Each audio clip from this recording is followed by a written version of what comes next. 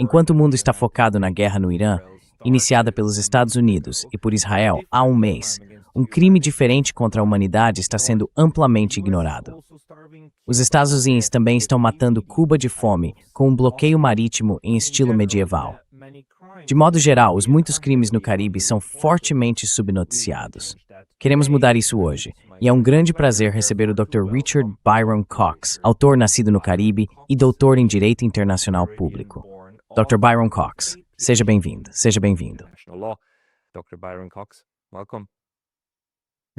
Good, professor. Ótimo. Professor Pascal Lotas, é uma honra e um prazer estar aqui. Muito obrigado por me receber. Mas mais importante ainda, obrigado por dar ao Caribe a chance de compartilhar o nosso lado da história também.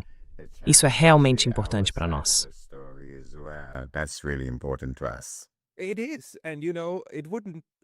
É verdade. E sabe, eu não teria tido essa ideia se você não tivesse me enviado um e-mail e apontado isso. E você está completamente certo. O Caribe não deve ser ignorado. Na verdade, acabamos de ter uma situação por lá, com a Venezuela, mas agora estamos tendo uma com Cuba. Podemos talvez começar por aí? Quero dizer, como está se desenvolvendo politicamente todo o Caribe neste momento? E qual é o impacto da nova meio insana versão de coerção dos Estados Unidos?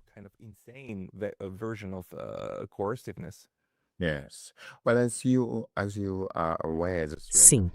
Bem, como você sabe, sendo um estudante de história depois da Guerra de 1812 entre os Estados Unidos e seus antigos chefes, por assim dizer, a Inglaterra, 11 anos depois, surgiu o que foi chamado de Doutrina Monroe, de James Monroe, que então era o presidente dos Estados Unidos. E era mais ou menos a ideia de que, veja, isto aqui são as Américas, e vocês, europeus, devem se acalmar agora. O colonialismo acabou. No entanto, isso não se aplicava ao Caribe de língua inglesa, certo? Nós ainda mantivemos, até bem recentemente, nossa relação colonial. Porém, no que diz respeito a Cuba, como você sabe, a independência de Cuba aconteceu depois do que foi chamado de Guerra Hispano-Americana. E você está ciente disso.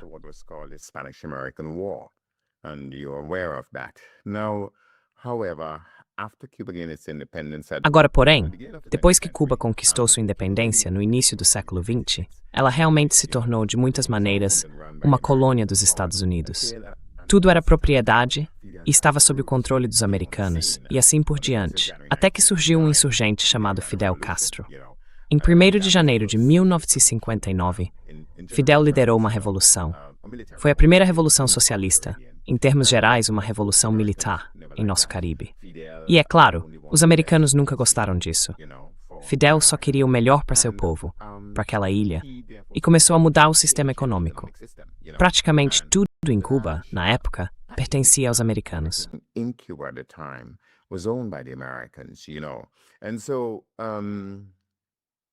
E então, os americanos não gostaram disso.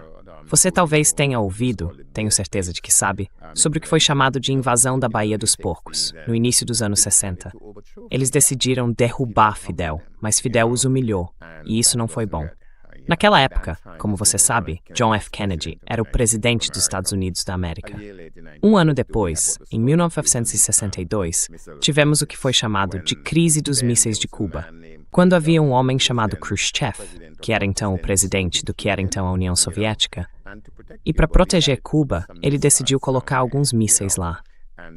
E isso levou ao que foi chamado de Crise dos Mísseis de Cuba. Foi a primeira vez, na verdade, que o mundo chegou perto do que se chama de guerra nuclear.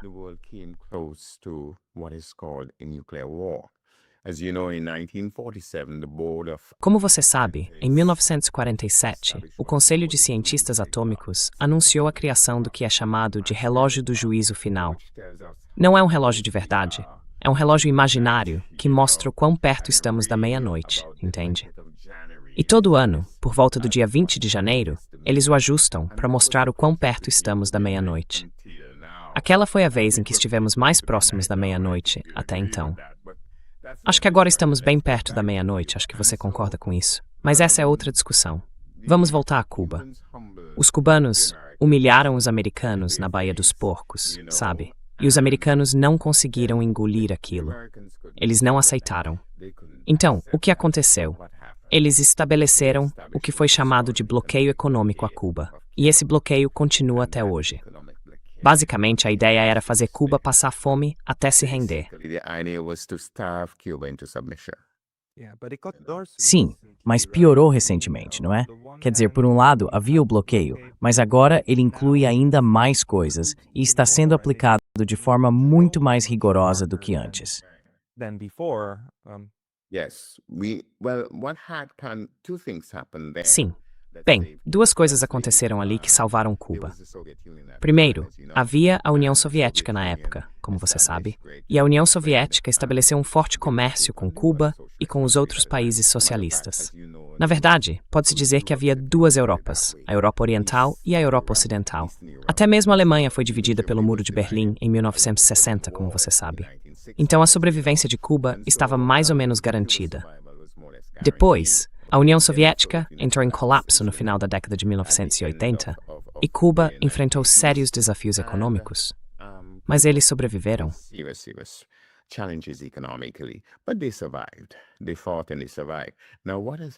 Eles lutaram e sobreviveram.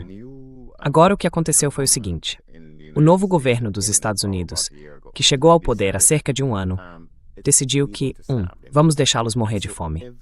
Então tudo, absolutamente tudo, está sendo feito para garantir, sem usar armas, sem usar balas por enquanto, certo?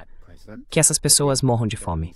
Agora, o que você está vendo aqui, não sei se você tem consciência disso, é que mais de 60%, cerca de 60% da energia de Cuba vem do exterior.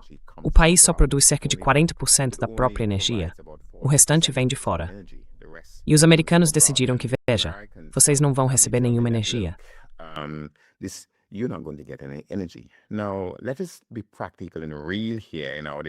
Agora, vamos ser práticos e realistas aqui na nossa discussão. Desde os sistemas de água, que precisam de energia para bombear água por todo o país, até a produção de pão em uma padaria que precisa de energia, certo?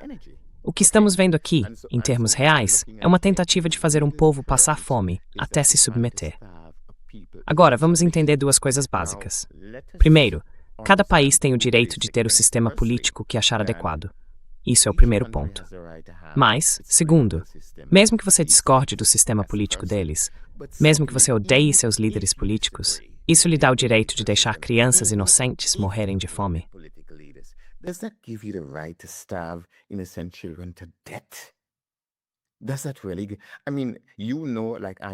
Quer dizer, você sabe, assim como eu sei, que não dá para administrar um hospital sem energia. Não dá para administrar um hospital sem água, que precisa ser bombeada de algum lugar. Não dá para administrar uma escola sem água. Isso é uma crise humanitária. As pessoas acham que é só o Irã, e não quero faltar com respeito ao povo do Irã. Eu amo o povo do Irã, assim como amo todos os povos. E eles têm o direito de lutar por sua existência. Mas a crise existencial não está apenas no Irã, está em Cuba. E é real, sabe? E Cuba faz parte do nosso Caribe.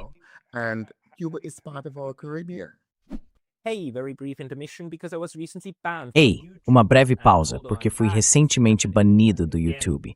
E embora eu tenha voltado, isso pode acontecer novamente a qualquer momento. Então, por favor, considere se inscrever não apenas aqui, mas também na minha lista de e-mails no Substack. É pascalotas.substack.com. O link estará na descrição abaixo. Agora, de volta ao vídeo. Com licença, você já esteve lá?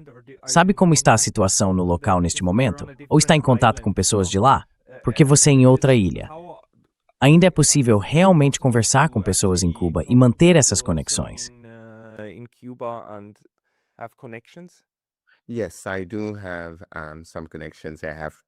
Sim, eu tenho algumas conexões. Tenho amigos pessoais lá e eu me correspondo com eles. Trocamos mensagens. Ainda hoje, mais cedo, tive algumas trocas e eles me explicaram, em termos reais, que a situação é terrível. Entende? É uma situação séria, de modo que, acredite ou não, estou tão abalado que peço desculpas se meu rosto demonstra algum tipo de emoção, porque não se deve ser muito emocional em relação a essas coisas. Mas pessoas que precisavam de ventiladores para sobreviver, e assim por diante, morreram. Foi isso que aconteceu. Em alguns casos, eles usam telefones celulares, as luzes dos celulares, para realizar cirurgias de emergência, que precisam ser feitas porque são emergências. e não há outra fonte de luz. Entende? É aqui que estamos. Esta é uma crise humanitária. This is a humanitarian crisis. This is evil being done to innocent children. Isso é maldade sendo feita a crianças inocentes, você entende? Em uma escala nunca antes imaginada. E como eu disse, não estive em Cuba recentemente, porque, na verdade, tenho tentado conseguir um voo para lá para poder levar coisas pessoalmente. É assim que sou próximo de algumas pessoas. Ainda não consegui fazer isso, mas continuo tentando. Mesmo que meus amigos me contem o que está acontecendo, eu gostaria de ir e ver com meus próprios olhos. A realidade que enfrentamos em Cuba é que tudo, da educação à saúde, até necessidades básicas como comida, está sendo afetado no país hoje. O que estamos vendo é uma crise humanitária que o mundo parece muito disposto a ignorar.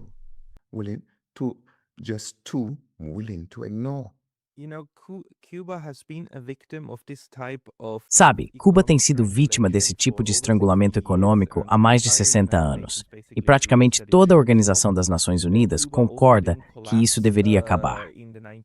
Cuba também não entrou em colapso nos anos 1990, sabe? Quando a União Soviética e depois a Iugoslávia deixaram o cenário do bloco socialista, certo? Cuba e a Coreia do Norte mostraram que não são fruto dos mesmos desenvolvimentos políticos. Elas mantiveram sua estabilidade. E aí como estão, em termos de governança? Just like Iran did, in terms of governance structure. At the same time, another Caribbean Ao mesmo tempo, outra nação caribenha que vem sofrendo há mais de 300 anos, o Haiti, está sendo economicamente estrangulada e de uma forma ainda mais cruel e violenta. Enquanto isso, seu vizinho direto, a República Dominicana, basicamente aceitou o destino de ser apenas um destino de férias para pessoas brancas e ricas do norte. Eles estão indo bem.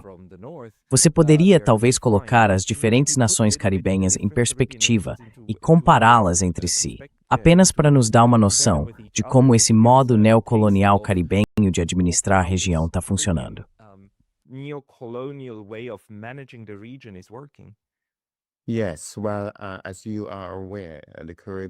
Sim, bem, como você sabe, o Caribe teve vários colonizadores. Tivemos os holandeses, os britânicos, os franceses e os espanhóis. É por isso que há ilhas caribenhas que falam francês, ilhas que falam espanhol e assim por diante. Todas essas potências trouxeram sua própria cultura e sua própria forma de administrar seus territórios caribenhos. O que aconteceu foi o seguinte. Em particular, Cuba e partes do Caribe de língua inglesa foram corajosas o suficiente para se levantar e dizer: somos um povo independente, certo? E mesmo sendo pequenos, não aceitaremos ser ditados. Não sei se você sabia disso.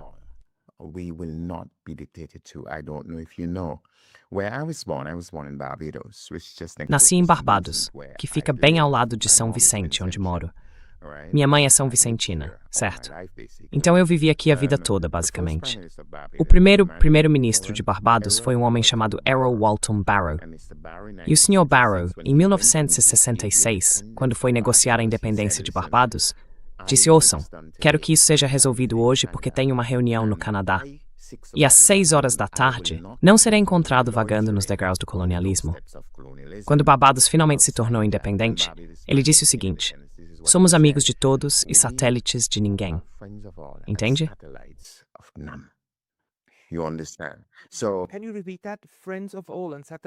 Pode repetir isso?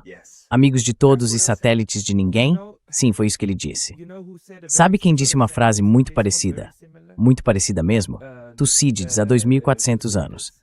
A descrição que ele faz de Melos, ou de como retrata os melianos, era algo como amigos de todos e inimigos de ninguém, ou algo assim. Exatamente. Então isso é uma referência a ele, ou é apenas coincidência ele ter usado essa expressão?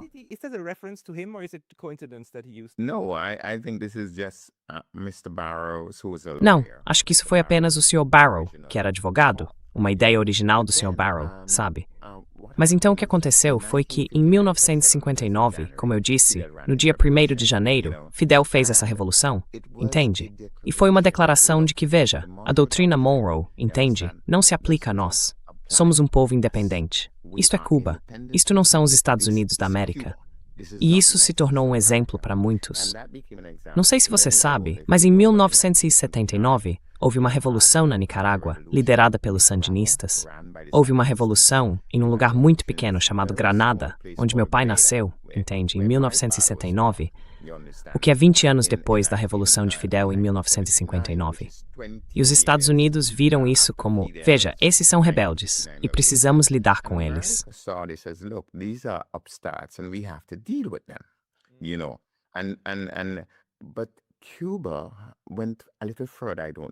Mas Cuba foi um pouco mais longe. Não sei se o público tem consciência disso, mas Cuba então enviou soldados para Angola para enfrentar os imperialistas portugueses e os sul-africanos racistas. E essas batalhas foram travadas. Agora quero lhes dizer algo muito importante para entenderem. O Caribe de língua inglesa, sofreu apenas um ataque terrorista. E isso aconteceu em Barbados, onde eu nasci. A maioria das pessoas não sabe disso, mas a companhia aérea cubana, que na época se chamava Cubana, acho que ainda se chama assim, certo? Para voar até Angola, precisava reabastecer em algum lugar. E então, Errol Walton Barrow, o primeiro-ministro de Barbados, concordou que os aviões cubanos poderiam reabastecer em Barbados e depois seguir para Angola.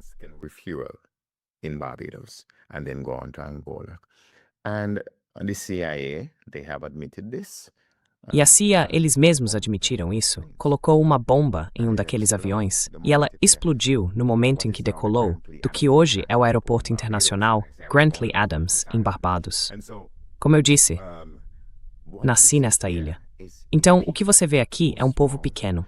Como você sabe, porque essa é a sua área, nas relações internacionais, as nações precisam ter uma das 4 coisas, ou alguma combinação delas: poder militar, poder econômico, poder financeiro e tecnológico, e uma grande população, ou uma mistura desses fatores. Então você pode pegar os Estados Unidos, que tem todos eles. O país tem 330 milhões de pessoas, tem tecnologia. It has 330 million people, it has technology, it has money. Or you take India, right? Which has... Tem dinheiro. Ou você pega a Índia, que tem bastante. Ou você pega a China. Sabe o que quero dizer? O Caribe não tem nada disso. Nós não temos poder econômico, globalmente falando. Não temos tecnologia, globalmente falando. Nossas populações são muito pequenas, e assim por diante. Então o que temos? Tudo o que temos é nosso orgulho e nossa dignidade. Não temos mais nada. E por que entendemos isso? Entendemos que a justiça, como disse um filósofo alemão, Immanuel Kant, estou parafraseando, se a justiça perecer, a vida humana nesse planeta não significa nada. Man's life on this planet means nothing, you know? And we understand that for our... E nós entendemos que, para que nossa independência seja protegida, devemos agir dentro dos limites do direito internacional. Foi por isso que me tornei advogado, e em especial, estudei direito internacional, porque a independência do Caribe não pode ser garantida sem isso. Mas há algo mais. Sempre fomos guiados não apenas pelo direito internacional, mas também pela moralidade internacional, entende? O senso do que é certo e errado, e, portanto, a noção de que é preciso agir de forma ética. O maior artista que o Caribe já produziu, Robert Nestor Marley.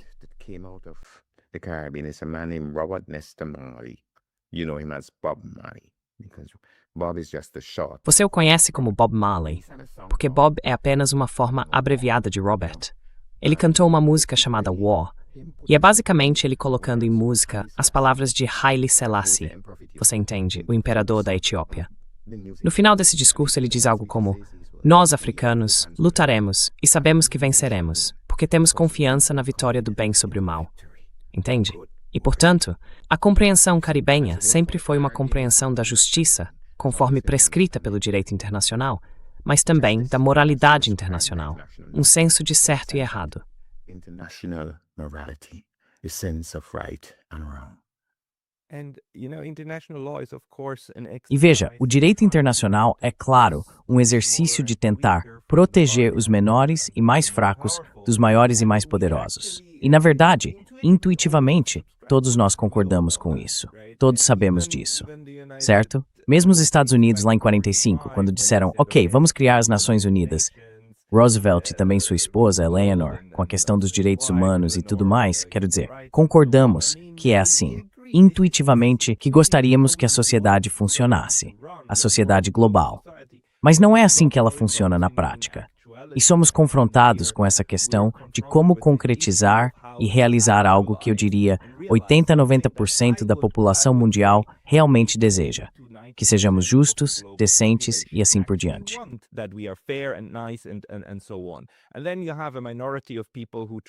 E então há uma minoria de pessoas que tenta explorar o sistema e ri na cara da pobreza, da fraqueza e da miséria, certo? Pessoas como Pete Hexer, pessoas como Marco Rubio, que realmente sentem prazer no estrangulamento e no assassinato em massa de outros. Mas eles são uma minoria. Então a questão é como chegar ao ponto em que esse direito internacional também seja concretizado da forma que gostaríamos. Agora, o Caribe também é interessante, porque o movimento de resistência, mesmo com ilhas tão pequenas e populações reduzidas, existe há centenas de anos. E eu acho que especialmente o Haiti, ele resistiu, teve a primeira revolta de escravos, expulsou os brancos, expulsou seus senhores e vem sendo punido desde então.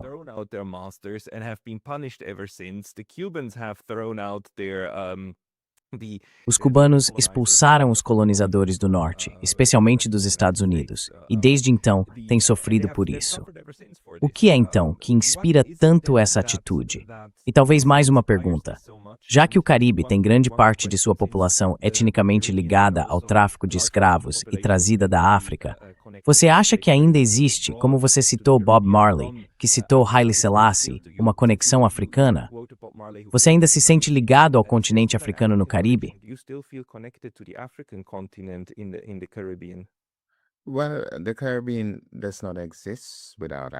Bem, o Caribe não existe sem a África, porque, como você disse corretamente, uma parte significativa da população caribenha veio para cá acorrentada, sabe, como escravos. E nós não existimos sem a nossa história. Houve um grande líder jamaicano, você deve ter ouvido falar dele, chamado Marcus Mosiah Garvey. E Garvey disse que se você não conhece o seu passado, está destinado ao fracasso, porque é preciso saber de onde se vem para entender para onde se quer ir. Há um poeta de São Vicente, quase ninguém o conhece, chamado Danny Williams. Ele escreveu um poema chamado Somos o Cenotáfio, e nesse poema ele diz o seguinte: somente o futuro nos pertence profanar. O passado é a travessura de nossos pais. Eu repito, o passado é a travessura de nossos pais, e somente o futuro nos pertence profanar. And only the future is ours to desecrate. What am I trying to tell you? The Caribbean people understand. O que estou tentando te dizer? O povo caribenho entende que viemos de um passado bastante travesso, sabe? E que muito foi feito contra nós. Mas o futuro, só nós podemos determinar. E nós sabemos, acho que você também sabe muito bem, que, por exemplo, durante a Segunda Guerra Mundial, todos os japoneses que viviam nos Estados Unidos foram reunidos e colocados em campos de concentração. A mesma coisa não aconteceu com os alemães, porque os alemães eram brancos. Os japoneses eram asiáticos, e adivinha o que aconteceu? Assim que o Japão se reergueu economicamente, os americanos tiveram que pagar reparações. Do século XVII até agora, e até antes do século XVII, o povo negro das Américas foi escravizado. Fomos aterrorizados, estigmatizados, brutalizados, escravizados e submetidos a genocídio. Até hoje, não foi pago um único dólar em reparação. Nem $1.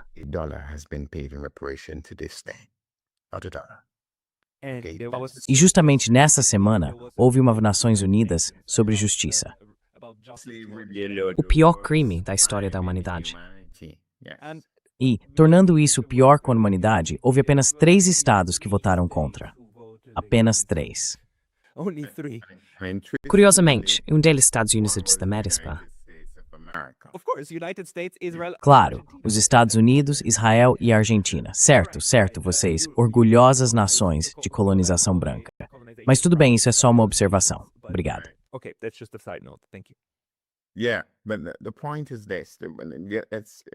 Sim, mas a questão é a seguinte. Vamos chegar ao que você realmente me perguntou. A questão é que nós não existimos num vácuo. Existimos com base na nossa história, de onde viemos como povo. E o povo caribenho de hoje sempre teve consciência dessas terríveis injustiças que, digamos assim, foram impostas ao povo do Caribe. E nós não guardamos ódio nem rancor, porque o Caribe é uma mistura de povos. Temos brancos, negros, indianos, árabes e assim por diante. E entendemos que por seguir em frente juntos, todos nós pertencemos a este lugar. Sabe o que quero dizer? We all belong here, you know what I mean? And so therefore we have to build a new community. E, portanto, temos que construir uma nova comunidade. Havia um homem chamado Frantz Fanon, não sei se você já o leu. Ele era da Martínica, certo? E escreveu um livro chamado Os Condenados da Terra. Ele era médico, psicólogo. Acho que muitas pessoas leram esse livro e entendem muito do que ele diz, mas o ponto fundamental está no final do livro. Ele afirma que na descolonização devemos criar um novo homem. Um homem diferente do homem europeu. E esse novo homem deve se basear em quê? O que ele deve compreender? Que a justiça é essencial, que a moralidade tem seu lugar.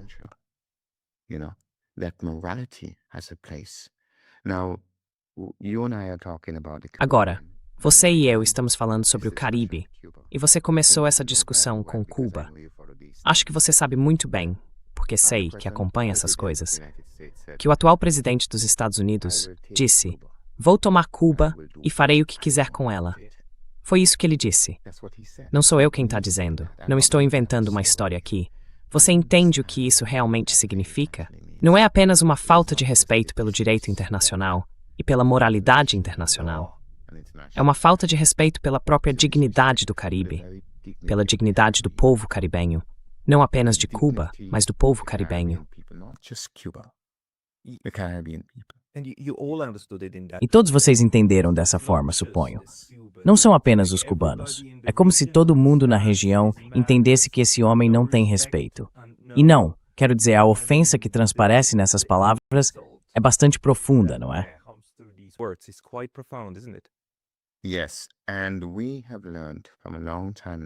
Sim, e já aprendemos há muito tempo que força não é sinônimo de razão, entende?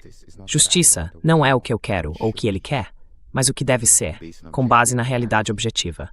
E, portanto, como eu disse antes, como Kant disse, se a justiça perece, o que acontece? E o que vemos agora é que a justiça está perecendo.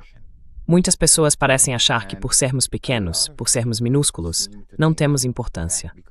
Tenho certeza, sei que você não é médico, é um especialista em estudos de neutralidade, mas tenho certeza de que já ouviu falar do estribo.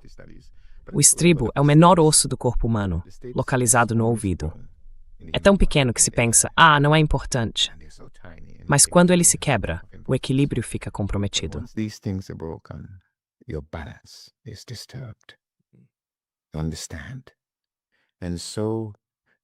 Você entende? Então pensar que o Caribe não importa simplesmente porque somos pequenos, somos como o estribo. Se você o destrói, o equilíbrio é perturbado. Mas vamos um pouco mais longe, só um pouco mais.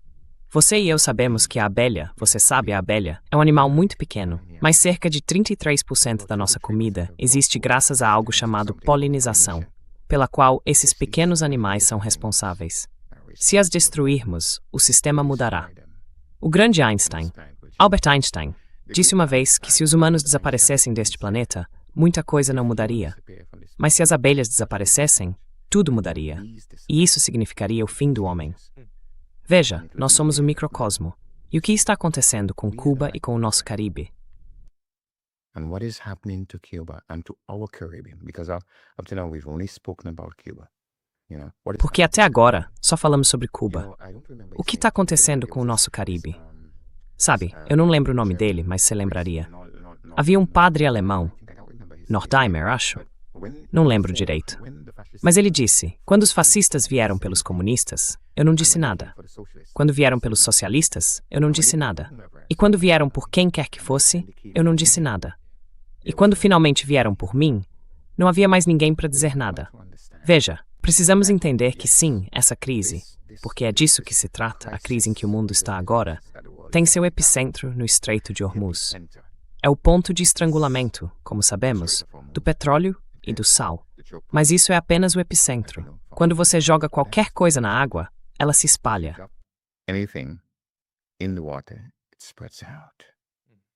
Understand? Claro. E as ondas estão se espalhando por todo o globo.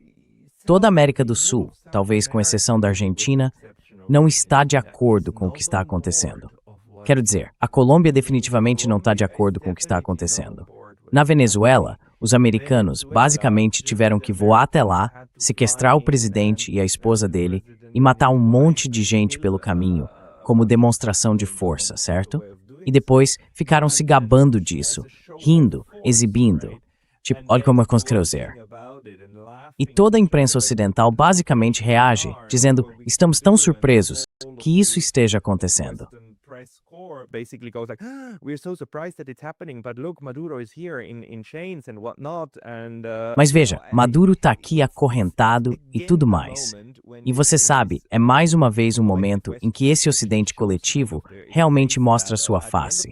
Que no fim das contas, eles ainda ficam satisfeitos quando a força vence o direito, quando o poder consegue se sobrepor ao direito internacional. E isso é, claro, extremamente preocupante para muita gente. No geral, há diferenças agora em relação a como as coisas funcionavam antes. Quero dizer, e quanto às relações intercaribenhas e também Intersul-Sul, o Caribe com a América do Sul. Você vê mais cooperação começando agora? do you see that more cooperation is starting now? Well, yes, and I'm glad you got there because Bem, sim, e fico feliz que você tenha chegado a esse ponto, porque o que precisamos entender é que com esse hegemon sendo tão ativo, coisas como a ALBA, que é a Aliança Bolivariana para os Povos da Nossa América, coisas como a Petrocaribe, em que a Venezuela fornecia petróleo, porque de modo geral, o Caribe é uma região carente de energia. Agora descobrimos um pouco mais na Guiana e em outros lugares, mas de modo geral ainda é limitado. E coisas como a Petrocaribe, as relações da ALBA e o Banco da ALBA, que ofereciam algum apoio a várias partes do Caribe, já não existem mais, porque o hegemon decidiu, não, isso não vai funcionar. Vamos descer até a Venezuela e tirar o que for preciso, e assim por diante. We're going to go down to Venezuela and take out whatever and so on and so on. And so therefore the Caribbean suffers greatly because E portanto, o Caribe sofre muito por causa disso. Temos diferentes organizações. O Caribe de língua inglesa e o Haiti tem o que se chama de CARICOM, a Comunidade do Caribe. Também temos a Associação de Estados do Caribe. Existem diferentes círculos de inter-relação. Mas o fato é que todos nós enfrentamos um hegemon que tende a achar que não há limites para o seu poder. Mesmo que a Coreia, em 1915, tenha mostrado isso, mesmo que o Vietnã tenha mostrado isso, até o Afeganistão mostrou que há um limite para essa coisa, entende? Mas na caixa de ferramentas deles, a única ferramenta que tem, não tem diplomacia, não tem moralidade internacional, não tem lei. A única coisa que tem na caixa de ferramentas é a força. they don't have law. The only thing they have in their toolbox is force. É vicência. You understand? And that's the only thing the Caribbean does. Entende? E essa é a única coisa que o Caribe não tem em nosso arsenal. Temos todo o resto, entende? Exceto a violência. E por causa disso, o que você enfrenta agora é uma situação em que há um grupo de pessoas chamadas de caribenhas que estão dispostas a usar a diplomacia, que estão dispostas a usar a moralidade internacional, que estão dispostas a usar o direito internacional, entende? Mas que têm de lidar com um hegemon que não entende nada disso. Doesn't understand any of this whatsoever. Unfortunately, that hegemon also E infelizmente esse hegemon também não hesita em recorrer, quero dizer, novamente ao uso da força. Um bloqueio é um ato de guerra. O que está acontecendo com Cuba neste momento é, segundo o direito internacional, reconhecido como um ato de guerra. Os Estados Unidos intervieram várias vezes no Haiti e simplesmente levaram presidentes para fora do país. Outros estados vivem sob ameaça constante. Mas ao mesmo tempo, como você está dizendo agora, and os povos wordt Bimber, instafmos, insatisfeito, quero dizer, essa era a única coisa no inhard for. That's the one thing that the United States can't really change. Well, the truth is, I'm in St. Vincent. Bem, a verdade é que em São Vicente, ao lado de São Vicente há um lugar chamado Santa Lúcia, certo? Em espanhol você diria Santa Lucia, ok? E na verdade, é a única nação na face da Terra nomeada em homenagem a uma mulher, aliás, certo? E os americanos simplesmente desceram e jogaram algumas bombas em alguns barcos de pesca. E foi isso. Como você sabe, eles têm bombardeado as águas do Caribe e mais de 100 pessoas morreram. O que acontece agora é que os pescadores têm medo de sair para pescar, Porque você nunca sabe quando os americanos vão te bombardear e alegar que você está traficando drogas, entende? Agora, o que isso faz com um lugar como São Vicente ou Santa Lúcia? Isso prejudica seriamente o que chamamos de economia azul.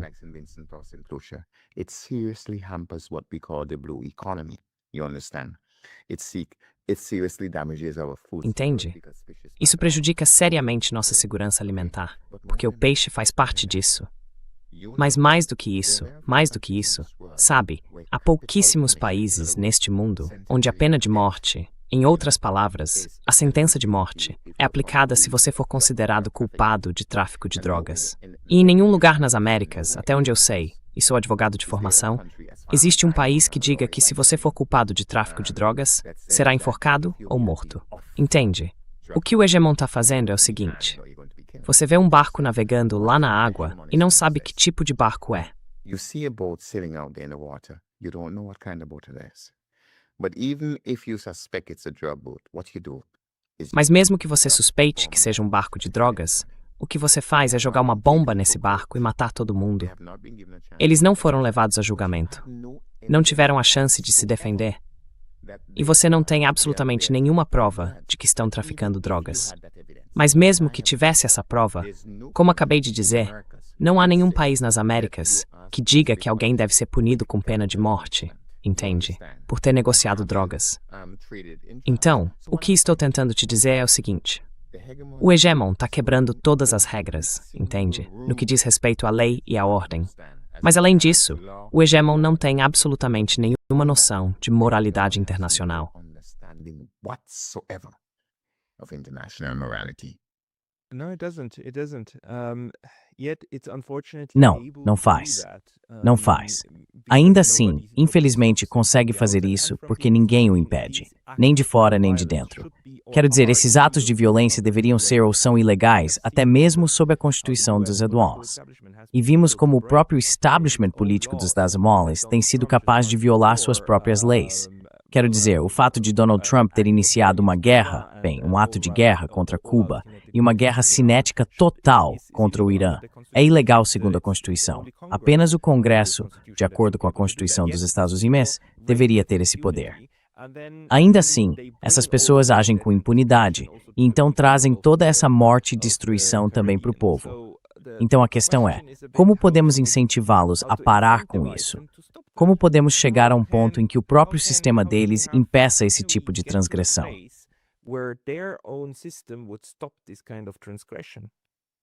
Well, you see, Bem, veja, você é um professor. É isso que você é. Você é um intelectual e, portanto, é guiado pela razão e pelo raciocínio. Você é guiado pela lógica, certo? Porque é isso que você é. Essa é a natureza da pessoa que você é, certo? Agora, quando se tem poder bruto, poder esmagador, que não é educado pelo aprendizado, que não é cultivado pela razão e que não é contido pela decência, moralidade e humanidade, o que se tem? O que se tem? Pense sobre isso. you have. What do you have? Think of that. O que é que você tem? You see? And what we Tá vendo? E o que precisamos destacar é o seguinte. Deixe-me te dizer, quero dizer, há tanto sobre o Caribe e o hegemon que podemos discutir. Uma das coisas que o hegemon está fazendo agora é pegar todos os seus rejeitados, seus criminosos e assim por diante, e forçar os governos caribenhos a mantê-los. Entende? you understand? Yes, that Achei que eles estivessem exportando para a América do Sul, exportando para o Caribe? Sim. yes, that is what they're doing now. But what they Sim, é isso que eles estão fazendo agora. Mas o que eles não entendem é que isso vai voltar para assombrá-los. O Caribe não tem recursos para lidar com criminosos desse tipo, entende? São pessoas de alta tecnologia. Você coloca alguns na Dominica, alguns em São Vicente, alguns em Barbados, onde quer que os coloque. Eles vão se unir, entende? E o Caribe não tem condições econômicas para lhes dar o tipo de dinheiro e riqueza que desejam. Então eles vão se unir e, adivinha o que vão fazer? Voltar direto para os Estados Unidos. go back straight to America. Ein Brian Meister. E os Estados Unidos não entendem que é do próprio interesse deles garantir que essas pessoas não sejam enviadas para o Caribe. Não somos nós que dizemos que somos o quintal da América. São eles que dizem isso, que este é o quintal deles. E sabe, professor, imagine que você tem lixo em casa, certo? Lixo, muito lixo. E sabe o que você faz? Você diz, vou me livrar disso, e coloca tudo lá fora no seu quintal. Agora, isso não é algo sem sentido e tolo? É sim, sem sentido e tolo. Então,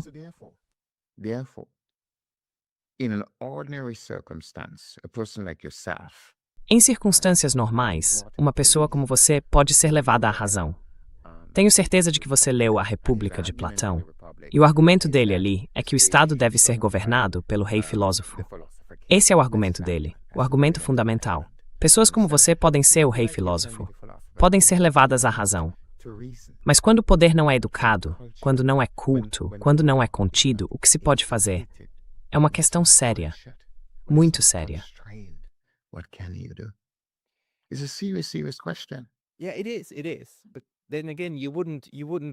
sim, é isso mesmo. É isso. Mas por outro lado, você não iria querer que eu fosse o rei filósofo do Caribe, certo? Quero dizer, as pessoas do Caribe sabem melhor o que é bom para elas. Então deve caber a cada um ter uma voz, um voto, no futuro de seus países.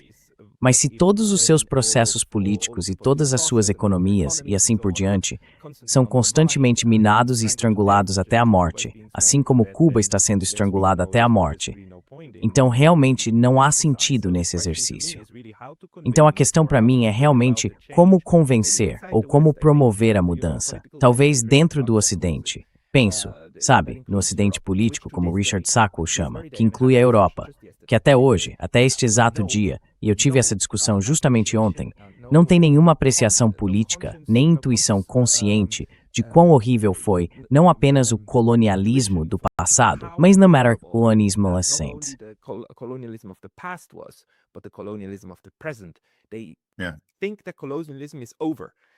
Eles acham que o colonialismo acabou, que era uma questão de comunismo na Guerra Fria, e que agora é só sobre incentivos econômicos, autocracia e outras coisas.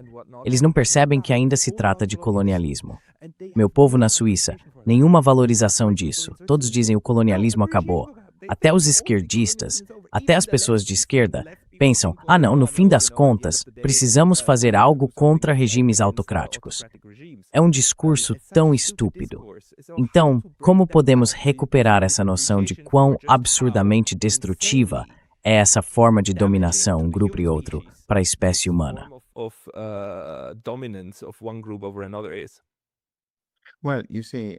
Bem, veja, o presidente Mao Tse-tung, que liderou a Revolução Chinesa em 1949, certa vez disse que o poder, em última instância, emana do cano de uma arma. Bem, essa é uma conclusão de com que não gosto, porque eu gostaria de encontrar uma forma pacifista de chegar lá. Não podemos precisar de um barril de uísque.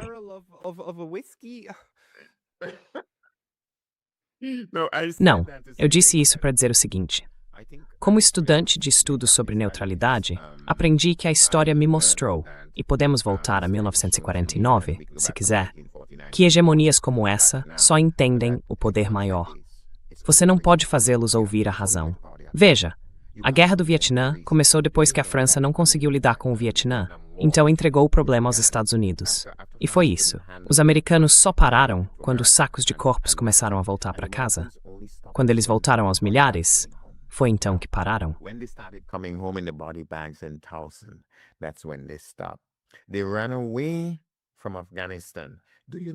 Eles fugiram do Afeganistão. Você sabia disso? Eles deixaram toda a tecnologia avançada e tudo mais, certo? E fugiram. As pessoas que eles vieram tirar do poder ainda estão no poder agora. E a mesma coisa está acontecendo neste exato momento, enquanto você e eu conversamos no Iraque. Entende? Enquanto falamos, os americanos estão arrumando as coisas e deixando o Iraque de vez. Sabe o que quero dizer? E a mesma coisa que está por vir no Estreito de Hormuz. Israel e os Estados Unidos atacando o Irã. A única coisa que eles entendem é poder, violência. Você e eu podemos aqui concordar razoavelmente. It's That's a the one sound. thing that It's you a don't sound have. when you and I can sit down here and reasonably agree or agree to disagree. Reasonably.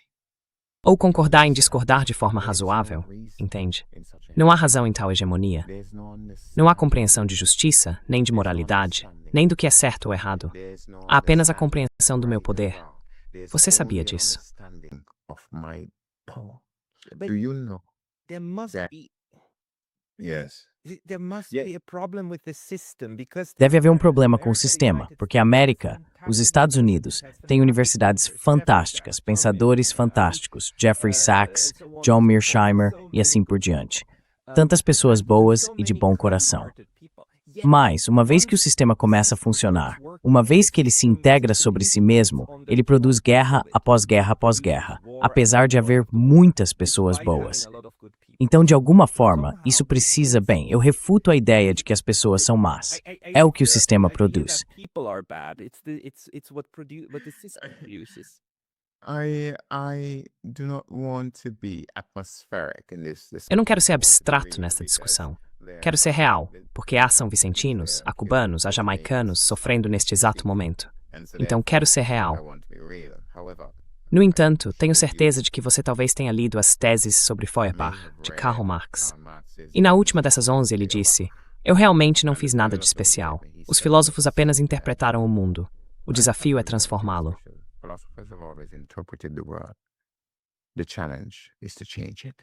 Sim. Você entende? O desafio é mudá-lo. E, portanto, o que você está me perguntando é se existe ou não uma fórmula para mudar isso. Há uma maneira de mudar.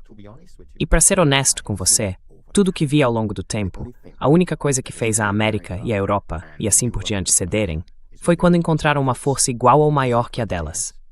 A história me mostrou isso. Eu seria um tolo se ignorasse o que centenas de anos de história me ensinaram. É verdade. E a ideia de que podemos levar essas pessoas à razão, eu pessoalmente não acredito nisso. Na verdade, não tenho fé no espírito da ciência. Ou eu sei, ou não sei.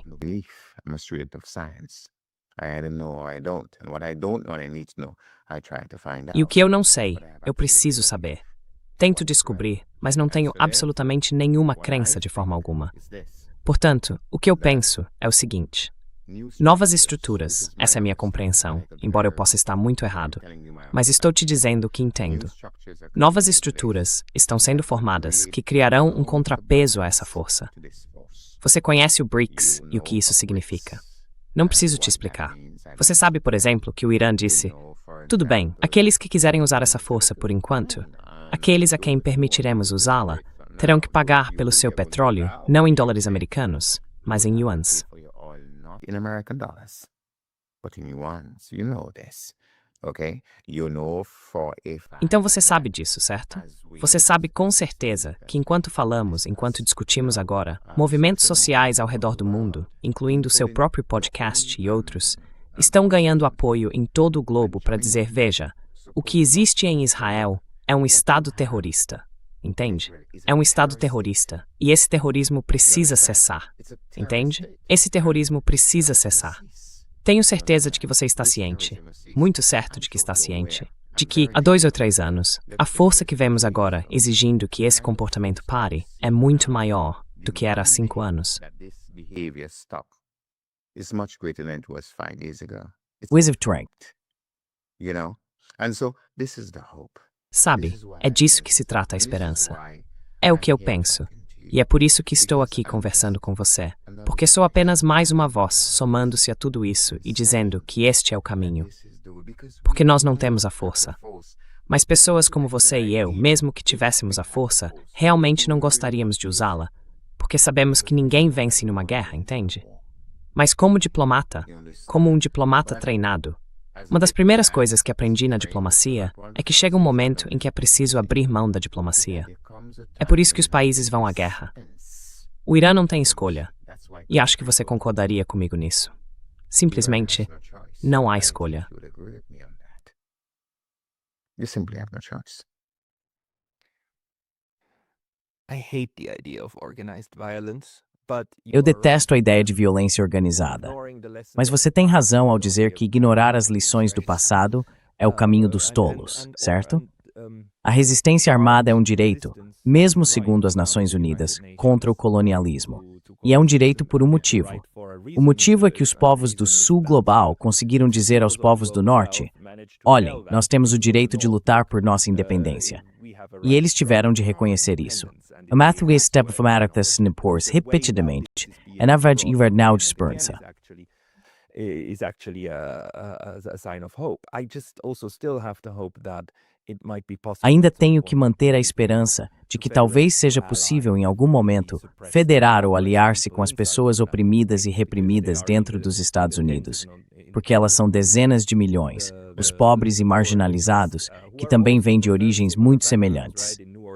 Em Nova Orleans, em todo o sul, sabe, há esperança na reforma, uma reforma de dentro do hegemon, para transformar o hegemon em um país normal, que interagisse com São Vicente, da mesma forma que São Vicente interage com Barbados e com Cuba. Quero dizer, esse seria o objetivo, certo? É.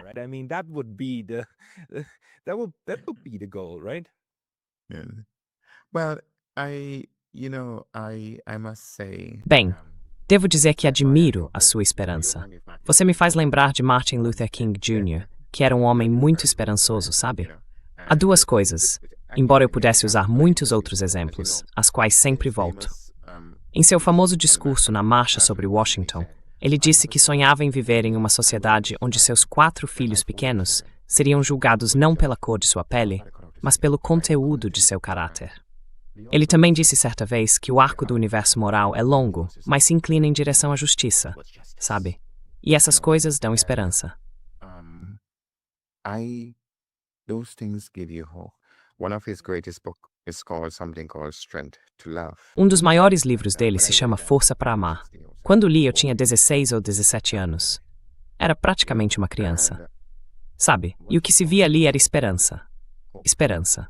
Havia um homem chamado Chico Mendes, Chico Álvares Mendes. Ele era brasileiro, seringueiro. Sabe, você vai até as seringueiras, corta a casca e tira o látex, e assim por diante. E ele foi assassinado, finalmente assassinado, por aqueles que queriam a terra. Mas antes de morrer, ele disse o seguinte: quando comecei essa luta, pensei que estava tentando salvar meu emprego, porque esse era o trabalho dele.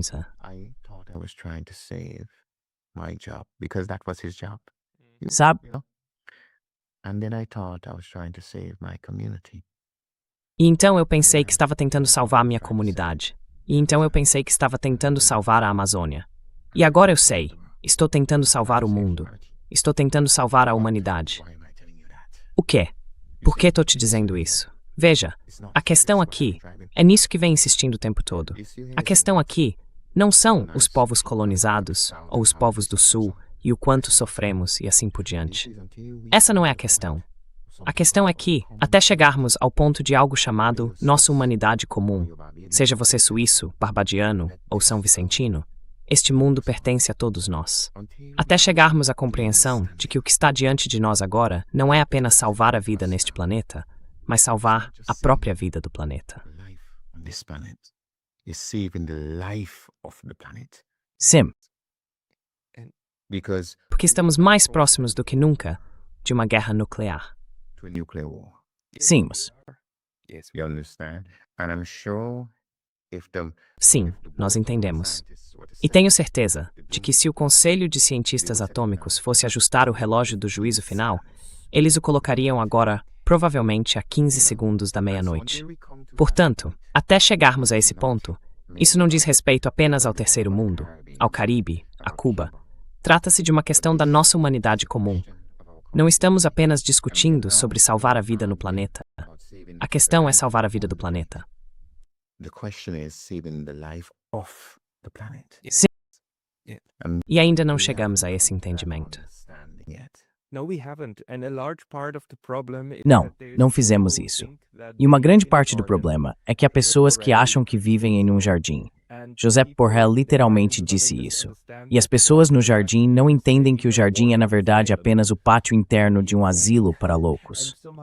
E de alguma forma, precisamos ensinar os loucos a se integrarem ao jardim maior. Então, Como fazer isso? A metodologia, como chegar lá? Essa é a grande questão. Mas isso é algo que podemos tentar descobrir juntos, por meio do pensamento coletivo. Então eu agradeço. Agradeço por este exercício de pensamento coletivo. Dr. Brian Cox, onde as pessoas devem ir se quiserem ler mais sobre o seu trabalho? Where should people go who would like to read more from you? Well, actually, unlike your seminars, I don't. Bem, na verdade, diferente de você e dos outros, eu não faço podcasts nem nada do tipo, mas sou escritor. Eu escrevo livros. Então você sempre pode ir ao Google, digitar meu nome, Richard Byron Cox Books, e verá alguns dos meus trabalhos. Atualmente estou escrevendo mais literatura e filosofia do que qualquer outra coisa. Mas não, eu não faço podcasts nem coisas assim. Acho que sabe, eu nasci em Barbados, como disse. É algo que aprendi. Não sei se você já pesquisou sobre Barbados. É uma ilha fantasticamente organizada. Muito, muito bem organizada. E os barbadenses sempre acreditaram que não poderiam ser uma ilha de prosperidade em um oceano de desespero. Isso é um absurdo. In ocean of desperation. It's nonsense. And I've tried to explain this to Belgians, but they don't listen. E eu tentei explicar isso aos belgas, mas eles não ouvem. Você não pode construir uma ilha de prosperidade em um oceano de desespero. Então, há esses europeus que acreditam que somos o bilhão dourado e que podemos deixar o resto do planeta desesperado enquanto caminhamos por ruas de ouro. É uma busca sem sentido e tola. Uma ilusão a ser perseguida, mas nunca alcançada. Pode acreditar nisso, porque é real e o tempo já provou. Portanto, minha tarefa é basicamente fazer o que estou fazendo agora. E quero realmente agradecer, em nome do povo cubano, em nome do povo caribenho, em nome de São Vicente e Barbados e em nome da humanidade, por me receberem. But on behalf of humanity, for having me. Thank you very much, Richard, and we will have you again. Muito obrigado, Richard. Teremos você de volta e continuaremos essa discussão, porque no fim das contas, estou convencido de que vamos encontrar uma solução. Somos 8 bilhões de pessoas neste planeta. Não é possível que não consigamos coletivamente descobrir como parar de nos matar, violentar e assassinar uns aos outros o tempo todo. Vamos chegar lá. Talvez só leve um pouco mais de tempo. Richard Byron Cox. Muito obrigado pelo seu tempo hoje. Byron Cox, thank you very much for your time today. Thank you. Obrigado por me receberem. Foi maravilhoso estar aqui. Obrigado. Thank you.